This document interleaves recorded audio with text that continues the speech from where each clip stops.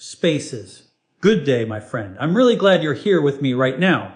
Wherever you are in the world, take a moment, relax your shoulders, unclench your jaw, spaces, and take a slow breath in through your nose and gently release it. Today we're going to talk about something incredibly powerful, something simple, spaces.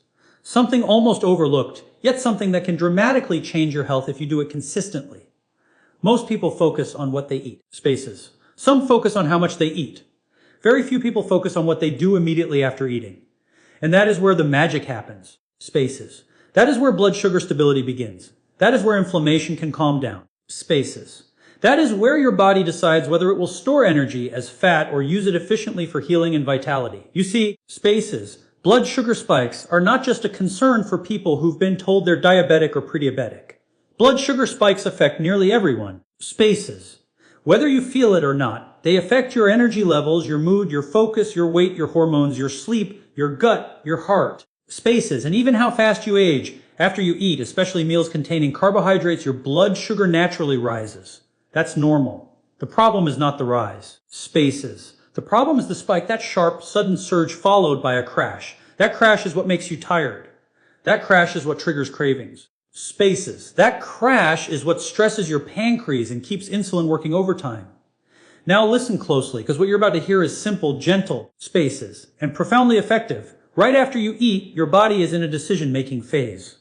It's deciding how to handle the incoming glucose. Spaces. Is it going to shuttle it smoothly into your cells for energy? Or is it going to panic, release large amounts of insulin, spaces, and store it as fat while creating inflammation?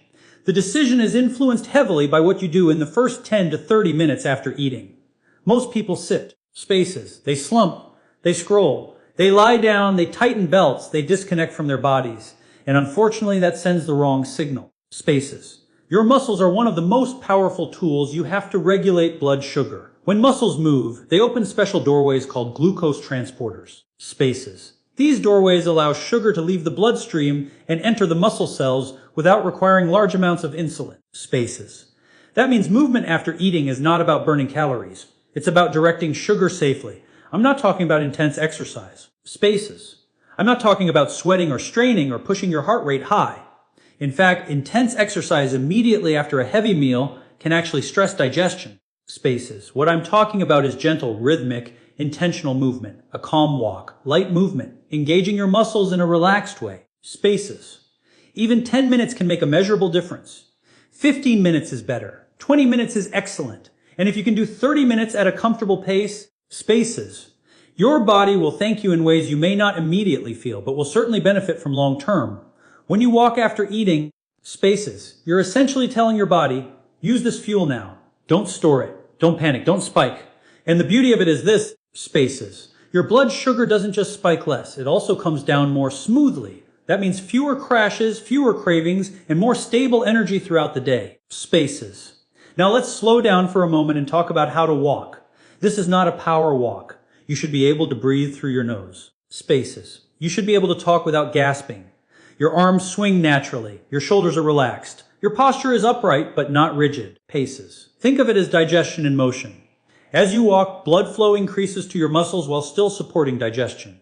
Your lymphatic system begins to move, spaces. Your gut motility improves. Gas and bloating often decrease. Your nervous system shifts away from stress and toward balance. If you're indoors, walk around your home, spaces. If you're at work, walk the hallway or step outside. If you're in nature, even better, but it's not required. What matters is consistency, not perfection. Now, spaces. There's another layer to this that most people never hear about. Your nervous system plays a huge role in blood sugar control. If you eat while stressed, rushed, angry, spaces, or distracted, your body is already in a defensive mode. Digestion suffers. Blood sugar regulation suffers. So right after you eat, spaces, your goal is to signal safety to your body. Slow breathing helps. Nasal breathing helps. Gentle movement helps. One simple technique you can use while walking is this, spaces. Breathe in slowly through your nose for 4 steps, then exhale through your nose for 6 steps. This longer exhale activates the calming branch of your nervous system, spaces. It tells your body there is no emergency. It allows insulin to work more efficiently, and efficiency is what we're after. Now let me address something important, spaces. Some people say, but I feel tired after eating. I don't want to move. That tiredness is often a sign of a blood sugar surge already happening, paces. Gentle movement doesn't drain energy, it redistributes it. Many people are surprised to find that after just a few minutes of walking, the heaviness lifts, spaces. The fog clears and digestion feels smoother. Another thing people worry about is timing. Should you wait? Should you move immediately? Ideally, spaces. Begin movement within 10 to 15 minutes after finishing your meal. You don't need to jump up the second you put the fork down. Give yourself a few minutes, spaces. Then begin gently. If you've eaten a very large meal, slower movement is better. If the meal was lighter, you can walk a bit longer, spaces. Now let's talk about those times when walking isn't possible. Maybe you're at a desk. Maybe you're on a plane. Maybe mobility is limited. That's okay. Spaces. You still have options. Seated leg movements, calf raises, gentle torso twists, standing and sitting slowly several times, spaces. Even contracting and relaxing large muscle groups can help pull glucose out of the bloodstream. Your body responds to muscle activation, not just steps, spaces. Another powerful habit after eating is posture. Slouching compresses your abdomen and interferes with digestion, spaces. Sitting upright or standing tall allows your organs to work efficiently. Avoid lying down right after meals unless medically necessary. Lying down can worsen reflux, spaces, slow digestion, and disrupt blood sugar regulation. And now I want to touch on something subtle but incredibly important, mindfulness, spaces. When you eat and immediately distract yourself with screens, you disconnect from hunger cues, fullness cues, and digestive feedback. When you take a calm walk, paces, you reconnect. You may notice you didn't need that extra serving. You may notice satisfaction arriving sooner. You may notice fewer cravings later in the day, spaces. This is how small habits compound into major health shifts. Blood sugar stability is not about restriction. It's about rhythm, spaces. It's about working with your body instead of fighting it. And the beautiful thing is, you don't need supplements to do this. You don't need special equipment, spaces. You don't need to overhaul your diet overnight. You just need to respect the window right after you eat. In the next part, spaces. We'll go deeper into how different types of meals affect blood sugar, what to do after high carbohydrate meals, how timing affects evening meals, spaces, and how this one habit can improve sleep, weight regulation, and gut health. Now let's continue, my friend, spaces, and go a little deeper into how this simple habit interacts with different foods, different times of day, and different bodies. Spaces. Because once you understand why this works on a deeper level, you'll never look at the moments after a meal the same way again. Every meal sends a message to your body. Spaces. It's not just nutrients entering your system, it's information. And your body is constantly listening. When you eat carbohydrates, they break down into glucose. Paces, that glucose enters the bloodstream. In response, insulin is released to help move that glucose into your cells. This is a normal, healthy process. Spaces. The issue arises when glucose enters too quickly or insulin has to work too hard too often. Highly processed foods, refined sugars, white flour, sweet drinks, spaces. These enter fast. They hit the bloodstream like a wave. Whole foods, fiber-rich foods, proteins, and healthy fats enter more slowly. But even with the healthiest meal, spaces, blood sugar still rises. This is where post-meal movement becomes a powerful equalizer. When muscles contract, they absorb glucose independently of insulin, spaces. This is one of the most fascinating and underappreciated mechanisms in the human body. It means movement doesn't just help insulin. It gives insulin a break. Spaces. So if you've eaten a meal higher in carbohydrates, rice, bread, pasta, potatoes, fruit, walking afterward becomes even more important. Spaces. You're essentially diverting glucose away from storage and toward usage. Think of it this way, your bloodstream is like a highway. After a meal, traffic increases. Spaces. Movement opens side roads so traffic doesn't jam. Now let's talk about different meals. If you eat a protein-heavy meal with vegetables and healthy fats, spaces, your blood sugar rise will likely be slower and smaller. Still, movement helps digestion, reduces bloating, and improves insulin sensitivity. Spaces. If you eat a mixed meal with carbohydrates, proteins, and fats, movement smooths the curve. Instead of a spike and crash, you get a gentle hill and steady energy. Spaces. If you eat a carb-heavy or sweet meal, movement becomes critical. Even a short walk can reduce the spike significantly. This doesn't make unhealthy food healthy, paces, but it reduces damage. And I want to be very clear here, this is not permission to eat poorly. It's a strategy to reduce harm while you work toward better habits, spaces. Now let's talk about timing, especially evening meals. Many people experience higher blood sugar responses at night, spaces. Insulin sensitivity naturally decreases as the day goes on. This means the same meal eaten at night may raise blood sugar more than if eaten earlier in the day. Spaces, that's why after dinner movement is so powerful. A gentle walk after dinner improves nighttime blood sugar control, supports digestion spaces, and can significantly improve sleep quality.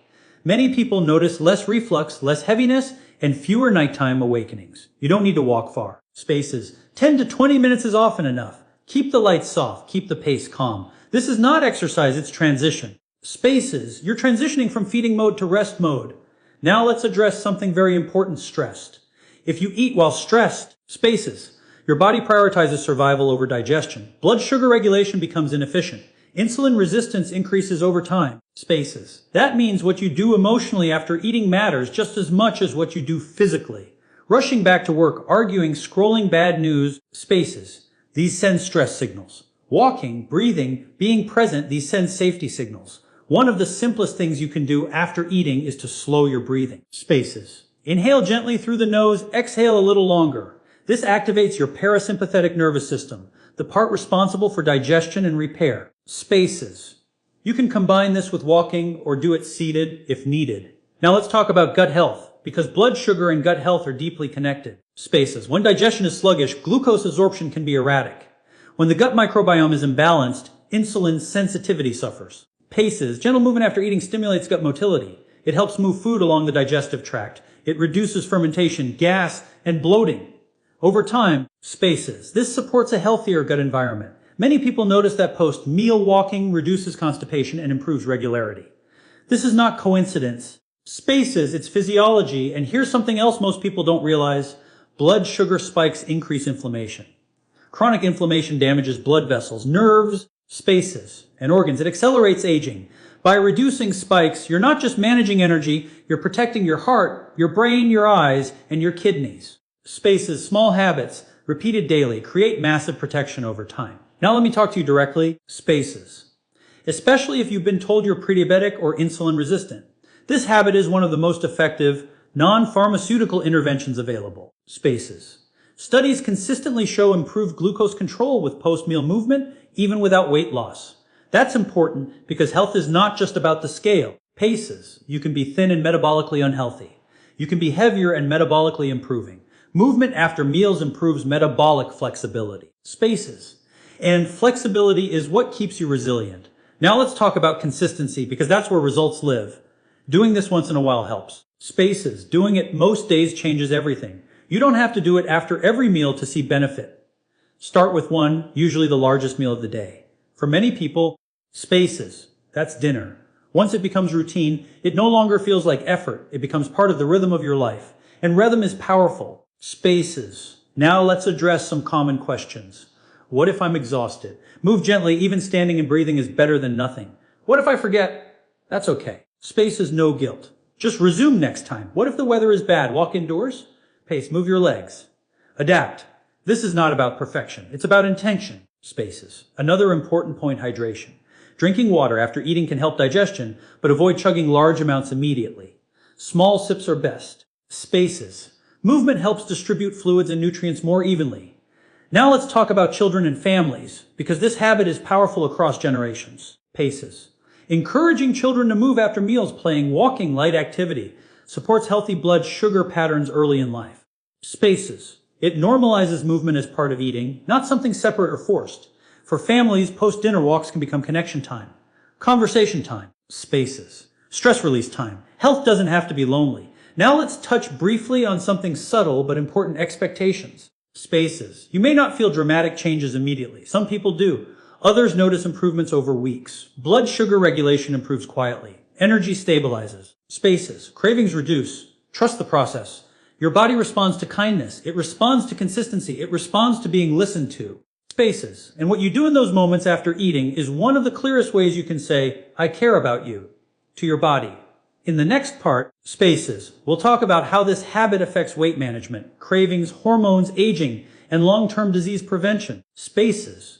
And how to combine it with other simple practices for even greater benefit.